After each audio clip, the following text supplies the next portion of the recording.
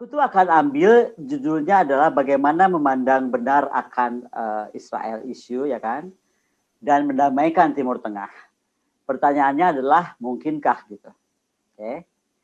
Nah, saya cuma mau melihat, mau memberi sedikit CV tentang saya, bahwa saya kebetulan pernah berkesempatan menjadi Senior Research Fellow di Institute of National Security Studies Tel Aviv. Saya mau begini, saya tuh punya keterbatasan, ilmu saya ataupun pengalaman saya. Sehingga karena ilmu saya dan pengalaman saya yang terbatas tersebut, saya akan membatasi bagaimana saya melihat standing point-nya. Saya melihat dari isu sudut pandang geostrategis dan kedaulatan Israel. Karena bagaimanapun dia negara berdaulat. Kemudian saya ingin melihat isu ini dari sisi bangsa pilihan Tuhan. Kemudian dari usaha perdamaian dan langkah yang dilakukan oleh Israel. Dan kemudian apa sih jalan keluar diplomatik yang harus dilakukan Indonesia, yang tadi menurut Pak Zhang adalah beda banget nih negara berkembang dengan negara maju gitu kan. Saya mau sekilas aja bahwa Israel itu sudah lama dikenal sebagai tanah suci kelahiran orang Yahudi. Di sana lahirlah kitab-kitab suci segala macam dari Judaism, Samaria, Kristen, Islam, Druze, dan lain-lain. Kemudian bagaimana pengadopsian Kristen oleh Kaisar Romawi pada abad 4, bagaimana Yunani Romawi bertahan sampai abad 7, bagaimana kemudian kerajaan Muslim sampai selama 6 abad kan. Kemudian bagaimana periode tentara salib. Ini semua saya harus gambarkan, termasuk bagaimana setelah 1516 sebagai bagian dari Kekaisaran Ottoman hingga penaklukan Inggris. Nah, intinya adalah nasionalis Arab Israel itu mengklaim atas hak wilayah Ottoman dan berusaha mencegah migrasi Yahudi ke Palestina, menyebabkan meningkatnya ketegangan Arab Yahudi, dan kemudian 48 diikuti oleh eksodus Yahudi dari negara-negara Arab Muslim ke Israel. Nah, kalau kita lihat, ada yang banyak mempertentangkan tentang nama Israel sendiri, tapi ini sudah jelas-jelas tanda tangan oleh Presiden Harry Truman, bagaimana nama tersebut dipilih menjadi the State of Israel gitu kan, di tahun 1948, 14 Mei. Nah, kalau kita mau lihat cepat juga dari 1881 sampai ke kemarin nih, misalnya Trump declare Jerusalem Capital of Israel 2017, memang sudah terjadi banyak keriuhan. Tapi kalau saya mau melihat misalnya apa yang saya beri tanda kuning ini ya, bahwa kitab suci telah menjanjikan itu ada satu hal lagi. Nah, saya juga mau secara cepat aja bahas bahwa tahun 48 itu perang Arab Israel, kemudian operasi pembalasan yang dilakukan pasukan pertahanan Israel di tahun 50 sampai 60-an, itu kan atas serangan Fedayeen juga, di mana giliran Arab penyusup dari Suriah. Kemudian krisis Suez Oktober, serangan militer ke Mesir oleh Inggris, kemudian perang 6 hari yang sangat terkenal atau Yom Kippur, di mana di dalam inilah sebenarnya menurut saya menjadi kontroversi gitu. Banyak hal menganggap bahwa Israel itu mengokupasi. Kalau saya melihatnya lah, dia negara baru lahir di serbu negara tetangga, kemudian menang perang, kemudian dia menjadi luas. Ya rasa-rasanya bukan salahnya Israel gitu kan, kenapa juga dia diperangin, itu kalau dari pandangan saya. Ada banyak war of attrition, kemudian pemberontakan Palestina di Lebanon, kemudian tahun 78 Israel meluncurkan operasi Litani. Ketika itu invasi ke Lebanon ini dilakukan untuk mengusir pasukan PLO dari wilayah tersebut. Nah, 6 Juni 82 IDF menyerbu Lebanon Selatan. Ini juga untuk mengusir PLO waktu itu. Nah, yang paling kita catat adalah Yom Kippur War ya. Kali ini juga menjadi perang yang dianggap suci. Kenapa? Karena ini terjadi juga di bulan Ramadan. Dan dikenal sebagai perang Arab Israel yang terjadi hingga 6 Oktober hingga 25 Oktober. Ini adalah dilakukan oleh negara-negara koalisi Arab, dipimpin Mesir dan Suriah.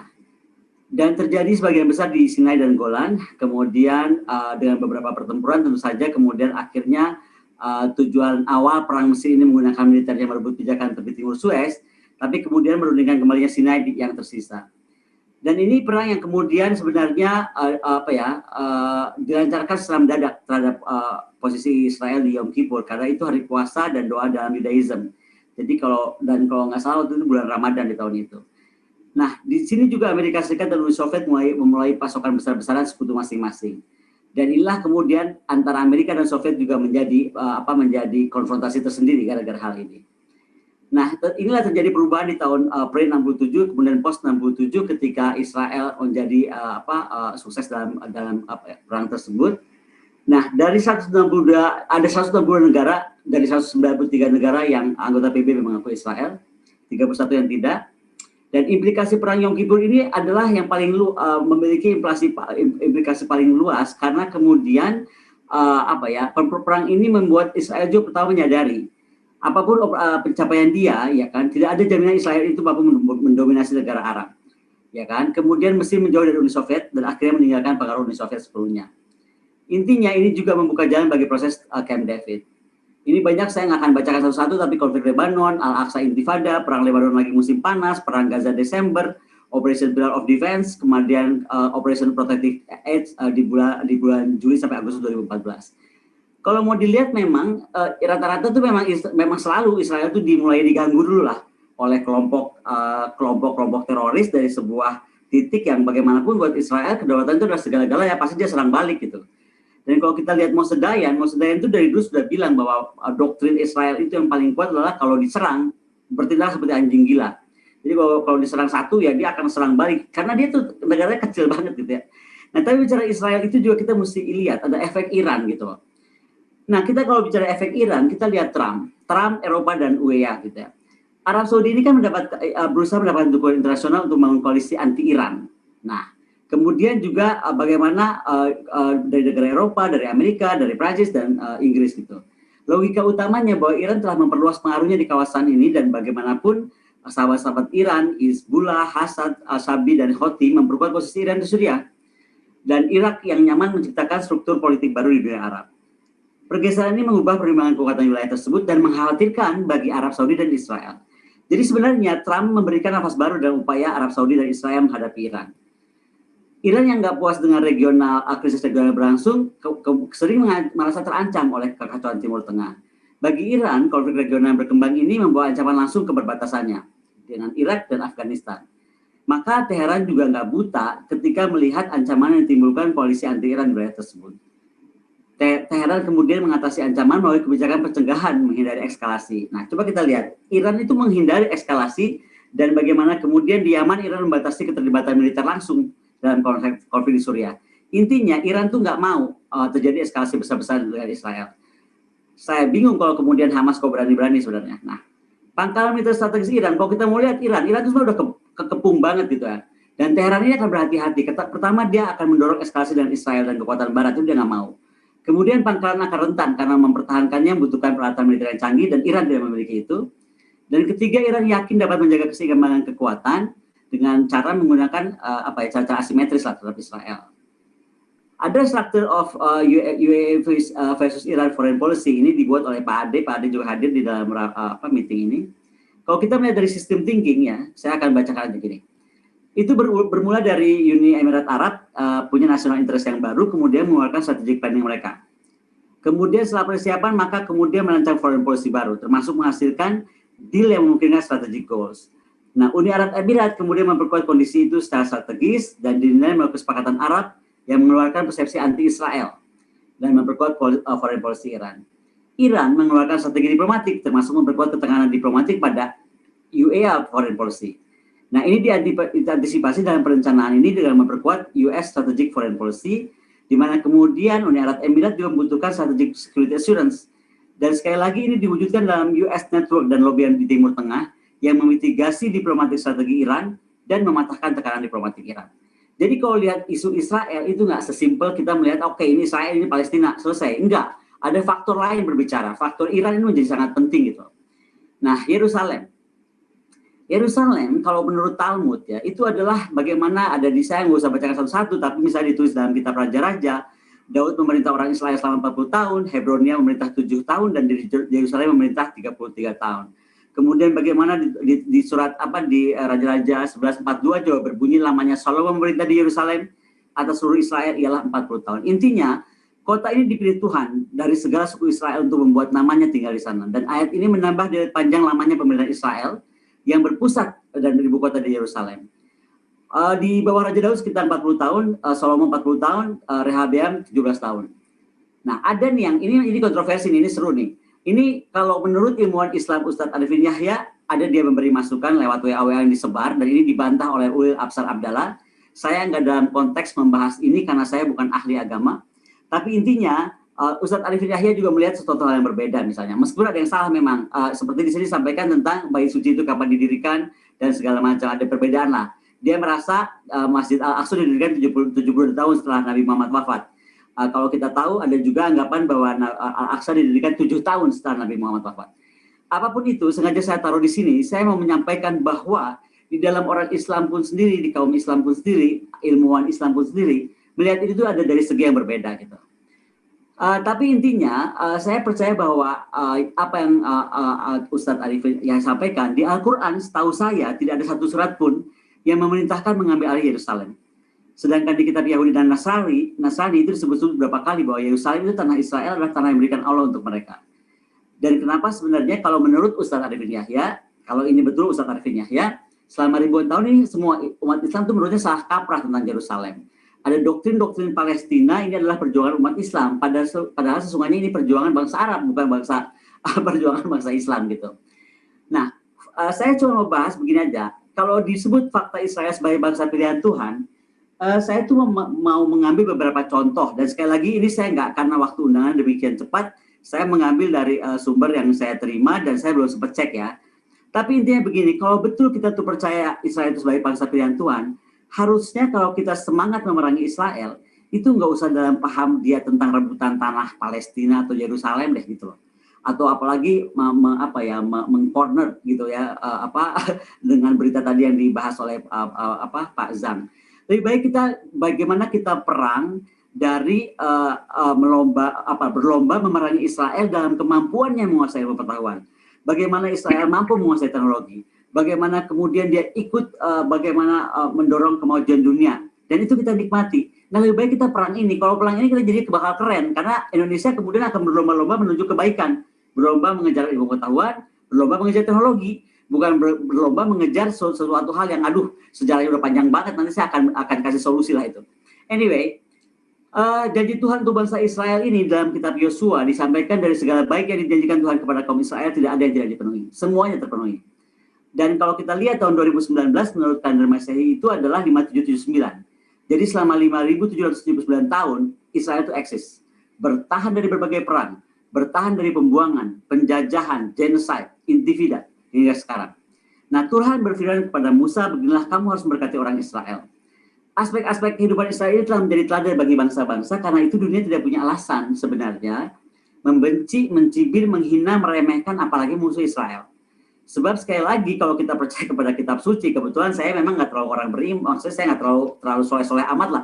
Tapi kalau sama kitab suci saya agak takut gitu. Saya percaya aja gitu bahwa ini adalah bangsa yang dijanjikan dan itu sudah terbukti kok gitu.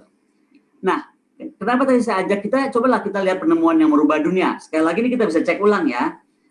Penemu pesawat, penemu mobil, sepeda, listrik, bola lampu, komputer, Android, Facebook, ya kan, Google, mesin cetak, kemudian jam, radio, ya kan, televisi. Itu orang Israel atau paling tidak ada darah Israel. Kemudian ada yang menganggap WiFi, WhatsApp yang kita sering pakai, ke Instagram, Twitter, ya kan, bom atom, penemu ilmu fisika, lampu. Ini kalau betul, nih sekali lagi saya belum punya waktu untuk ngecek satu-satu ya. Kemudian bagaimana menemukan alternating current, Nikola Tesla, itu ada darah Yahudi. Kemudian bagaimana penemu medis injeksi, penemu vaksin polio, obat kanker, hepatitis C, obat sifilis, udah banyak banget lah. Kalau diurut-urut udah banyak sekali. Jadi mau saya tantang, kalau betul-betul kita ingin memerangi tanda kutip ya Israel, kita perang ilmu aja deh. Udah pasti kita jadi kedorong pinter. Kita perang teknologi aja lah. Udah pasti kita jadi semangat untuk kemudian melahirkan orang-orang yang mampu melakukan riset riset dan kajian apapun terkait teknologi yang hebat gitu. Nah, kembali kepada Israel. Siapa bilang usaha damai dari Israel itu nggak ada? Ada kalau saya bilang. Contoh ya kan, kita lihat aja lah tahap awal rujuk Arab Israel 2017. Itu Juni Raja Arab mengundang Perdana Menteri Israel ke Riyadh. Raja Arab loh yang undang. Juli, Jenderal Saudi menemui Dirjen Kemlu Israel di Yerusalem.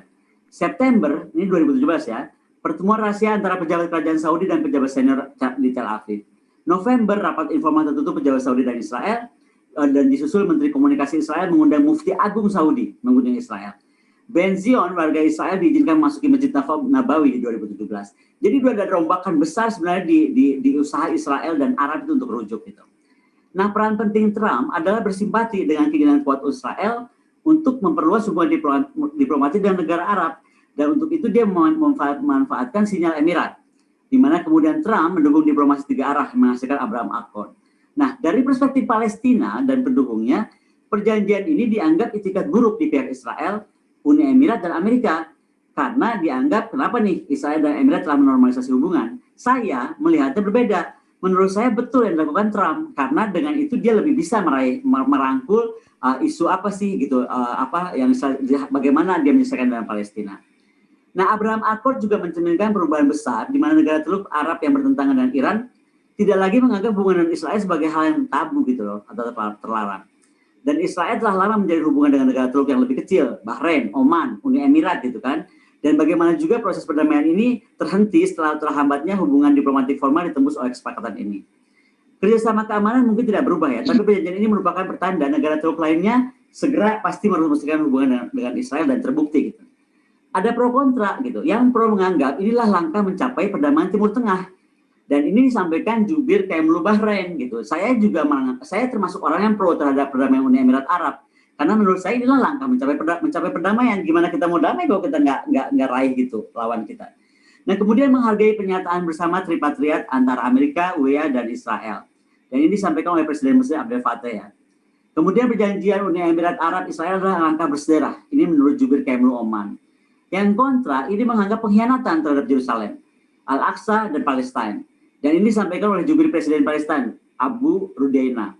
Nah, kemudian ada juga kontra terkait normalisasi adalah tusukan dari belakang atau pengkhianatan lah perjuangan Palestina dan hanya menguntungkan Israel. Ini kata jubir Hamas. Nggak tahu kita perlu dengerin atau enggak, saya cuma merangkum aja kan. Dan kemudian kita harus mensuspensi hubungan diplomatik dengan Uni Arab Emirat dan menarik duta besar. Ini Presiden Turki, Erdogan. Erdogan punya kepentingan sendiri juga gitu. Nah, status dukungan dan reaksi ada dari negara pendukung. Siapa? Negara Barat mendukung, Bahrain mendukung, Oman mendukung. Yang bereaksi keras Turki, Iran, Palestina, Libya. Negara yang diam itu Saudi, Kuwait, Liga Arab. Saya nggak tahu saat itu Indonesia di mana gitu. Karena apakah mendukung, apakah bereaksi, apakah diam, saya nggak terlalu menangkap sinyal itu atau saya terlewat menangkap sinyal itu. Mungkin nanti saya minta masukannya aja. Tetapi kalau sekarang kita terlalu berapi-api, makanya pertanyaan saya sebenarnya waktu Abraham Accord di kemana gitu. Karena kalau saya pribadi, saya melihat sebenarnya Abraham Accord itu satu step hebat yang dilakukan oleh Israel. Nah, pernyataan bersama ini dinyatakan oleh Trump, Netanyahu, dan Zayed ya, bahwa terobosan diplomatik ini adalah memajukan perdamaian kawasan Timur Tengah. Bagaimana keberanian Uni Emirat Arab dan Israel mematahkan jalur baru membuka potensi besar. Perjanjian tersebut mempertahankan prospek solusi dua negara antara Israel dan Palestina. Dan ini terlepas dari kesepakatan tersebut, Netanyahu menyatakan bahwa klaim kedaulatan Israel atas lembah Yordania masih dalam agenda, gitu. Kemudian UEA dan Israel juga setuju untuk bekerja sama dan menetapkan peta jalan membangun hubungan bilateral.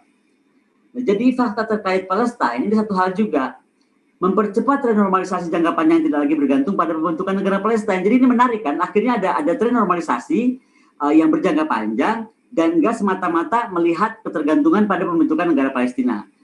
Yang kemudian menarik pada banyak pihak adalah sekali lagi teknologi Israel itu, kemampuan pertahanan Israel, ini akhirnya membuat negara-negara muslim ingin cepat-cepat nih normalisasi dengan Israel. Dan bagaimanapun Israel melihat perluasan hubungan ekonomi global, bagaimana pemulihan pasca pandemi, bagaimana membangun sekutu regional, sebenarnya akan lebih membuat Israel kuat posisinya melawan Iran. Jadi sekali lagi bukan semata oke, this is against Palestine gitu, dia memperkuat diri dengan Arab. No, ini ada hubungannya dengan geopolitik yang lain lagi, yaitu bagaimana posisi negara-negara tertentu melawan Iran gitu. Nah, jangan lupa gitu ya, Israel itu memang negara yang sangat hebat di teknologinya. Bagaimana misalnya Amerika saja segitu hebat, itu masih sangat tergantung kepada Israel dalam faktor teknologi. Ini salah satunya adalah drone Skylord. Skylord ini di mana misalnya di 8 September 2020, program R&D ini dipimpin langsung oleh Lembaga Riset Pengembangan dan Pertahanan Kementerian Pertahanan Israel dengan Kantor Dukungan Teknis Penanggulangan Terorisme di Departemen Pertahanan Amerika. Intinya adalah bagaimana diluncurkan drone Skylord ini untuk pasukan militer as khusus. Bagaimana menghasilkan sistem drone dengan imersif jarak jauh yang melindungi pasukan Amerika dari berbagai ancaman udara. Kalau ini kan 2020, saat saya di Israel dulu, saya melihat bagaimana misalnya rombongan dari Pentagon itu betul-betul melihat kita ke perbatasan Golden Heights, melihat bagaimana tank-tank Merkava dan lain-lain itu dijejer dan anti debu gitu. Saat itu Amerika sedang perang di Timur Tengah, jadi dia perlu bagaimana caranya Israel mampu menghindari kemacetan di kendaraan-kendaraan berat gitu. Ini saya contohkan bagaimana Amerika yang segitu hebatnya pun di R&D itu masih sangat tergantung kepada Israel. Nah, fakta Hamas adalah teroris. Kalau ini saya rasa di 2017 ya, jangankan sekarang. Ini 2017 Menteri Komunikasi Israel Ayub Tara itu sudah jelas-jelas mendukung fatwa Mufti Arab Saudi yang ketua Majelis Ulama Abdul Aziz bin Abdullah Al-Syekh yang kemudian jelas-jelas melarang perang melawan Israel. Kenapa? Karena perang yang disebut yang dilakukan oleh Hamas itu memang mesti diperangi karena itu teroris. Hamas itu jelas-jelas teroris. Dan fakta Hamas adalah teroris kemudian memang melekat pada semuanya gitu loh. Makanya kemudian kalau sekarang ada yang menganggap Hamas bukan teroris, ya saya agak bingung sebenarnya. Karena jelas-jelas dari fatwa Mufti Arab Saudi aja sudah menyatakan demikian. Nah, saya mau ambil sedikit, sudah mau selesai. Tapi kita lihat apa yang dinyatakan Netanyahu di Knesset ya pada fakta pertahanan Indonesia. Netanyahu itu merasa Israel selamat dari Firaun, selamat dari serangan Yunani, Roma, Spanyol, Hitler, Jerman, Holocaust, 7 negara Arab ketika Yom Kippur, ya kan, selamat dari Saddam, dan makanya Netanyahu bilang kami akan terus bertahan dari musuh yang hadir. Nah, saya bingung kalau Indonesia tiba-tiba dipaksa atau memaksa kehendaknya. Karena kalau buat saya lebih baik kita beresin dulu PR di rumah kita sendiri. Si padan ligitan lepas nggak bisa kita ambil lagi gitu loh. Kemudian Timur Timur lah, walaupun ini bisa kontroversi, ada yang bilang Timur Timur itu memang harus terlepas ya. Tapi intinya adalah Israel itu nggak pernah kehilangan kedaulatannya dan dia nggak akan mau gitu. Jadi sekarang dan dia terbukti nggak akan bisa. Nah, coba kita bandingkan dengan tugas kita, mendingan kita beresin dulu aja lah PR-PR kita ini gitu. Terutama juga mungkin sekarang isu Papua, tadi saya lupa masukin peta Papua. Papua kalau kita salah-salah menghandle dalam hubungan diplomatik, menurut saya sudah bahaya gitu. Nah, sekarang terakhir nih, bagaimana membuka hubungan diplomatik Indonesia-Israel? Saya rasa harus dibuka gitu. Saya sepakat dengan Gus Dur.